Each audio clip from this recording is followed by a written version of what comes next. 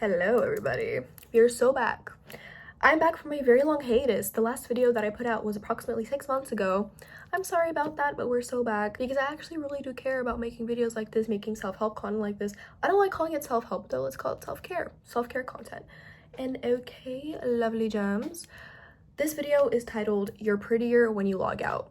Sounds very confrontational, but I believe this is a very important message, especially for young girls and young men and everybody, like young people today. Just the idea that we all know this to a certain extent. We consciously know this, but our subconscious hasn't yet dissected it because social media is fairly new. And not only that, we just tend to believe everything we see in front of us because why would Instagram lie?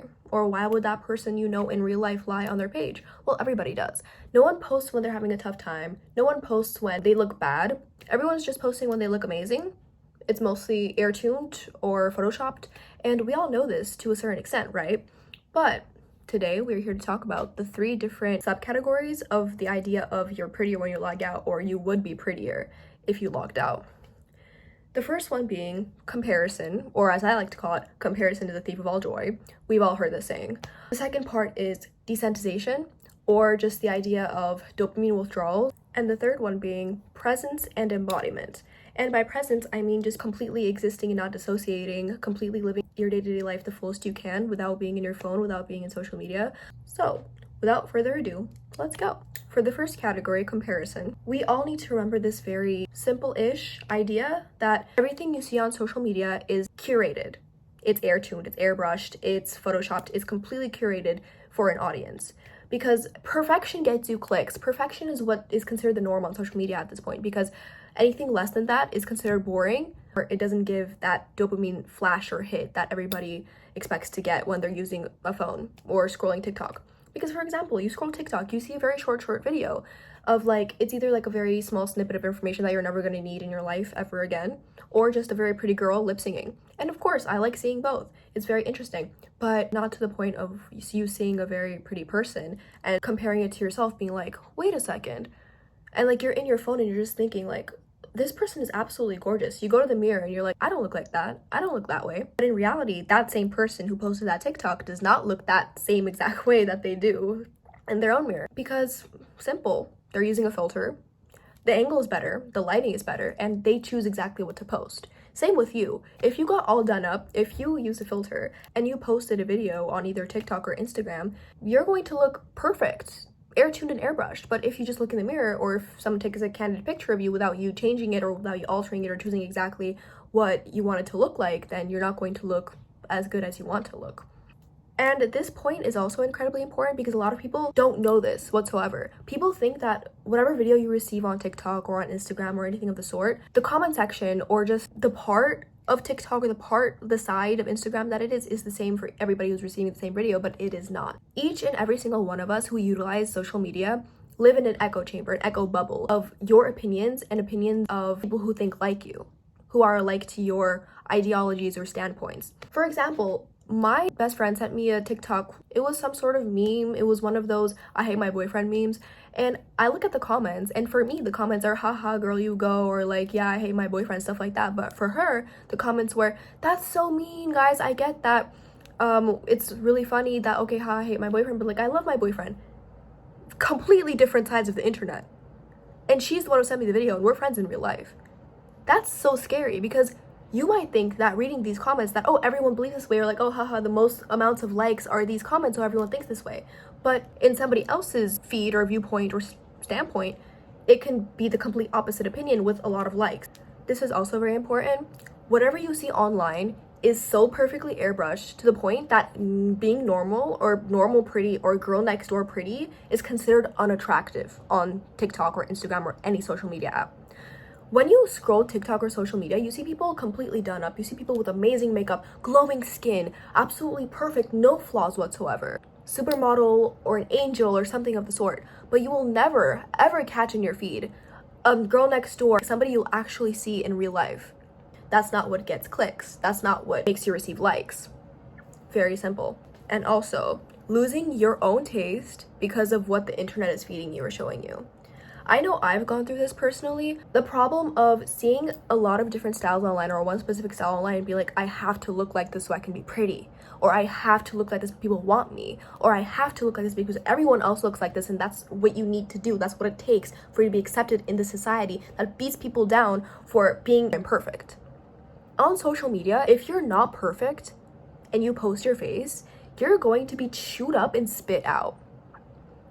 The most beautiful girl that you see walking on the street could be an ugly girl that you see on social media.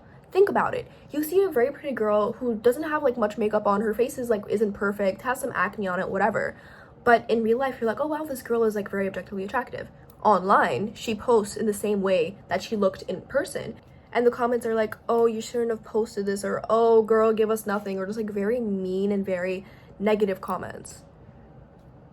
Very common. Scary. I've definitely gone through this, and girls, guys, whoever's watching, you guys have also definitely gone through this at least one point in your life. When you put the phone down for a little longer than a few hours or like a day even, like way longer than you would usually put your phone down, and you start feeling a bit better about yourself, self-image wise. Because I know, for one, when I'm on social media for too long and seeing all these Instagram models, seeing all these curated people, beautiful people with amazing style, amazing faces, amazing skin, I subconsciously start feeling terrible about myself.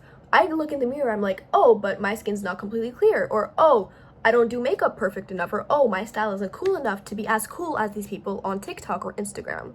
When in reality, guys, you meet someone in real life, you like them because of how they make you feel, because of good conversation, good vibes, or just even someone's style radiates way better when it's in person. People don't feel beautiful anymore. People don't feel that level of perfection that they see online. Well, let me tell you something. You seeing a beautiful girl on TikTok and being like, I'm so jealous, I wish I could look like them. That same beautiful girl could be seeing you on your social media and thinking the exact same thing. I want you guys to think about that for a second. Because you looking at the mirror, even if you don't look as perfect or polished as those people online, you still don't understand the beauty that you hold to other people. You do not see yourself in the way other people see you. Because you're so used to looking at your own face every single day to the point where it's like, oh, this is average, or like, that's just me. Like, I don't think I'm beautiful, I don't think I'm ugly. Now let's talk about the dopamine withdrawals and the desensitization.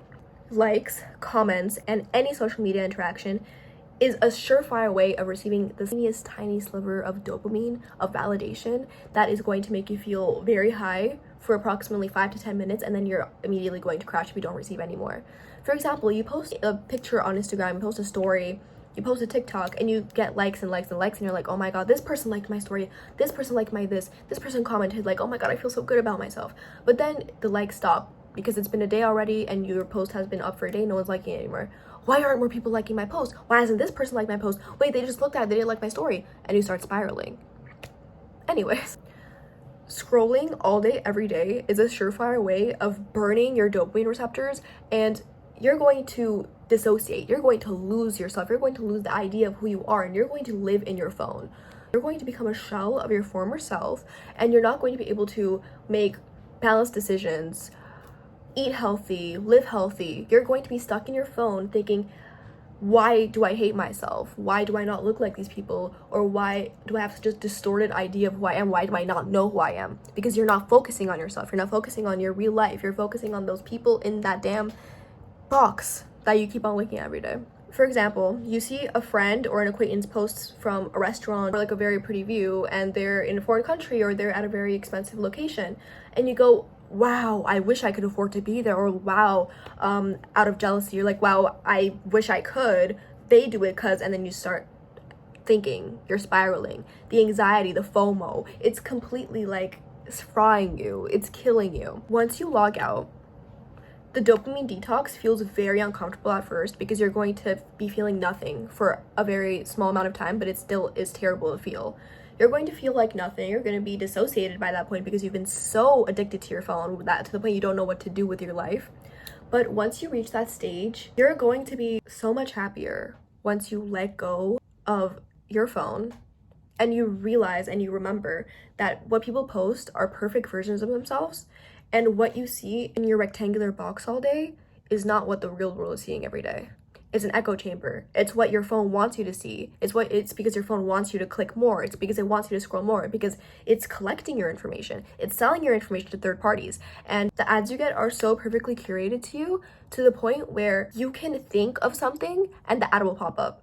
You know why? Because companies are utilizing your information, looking at the amount of seconds that you look at a post, the scroll you made, the like you made, and they are selling you products based off of that.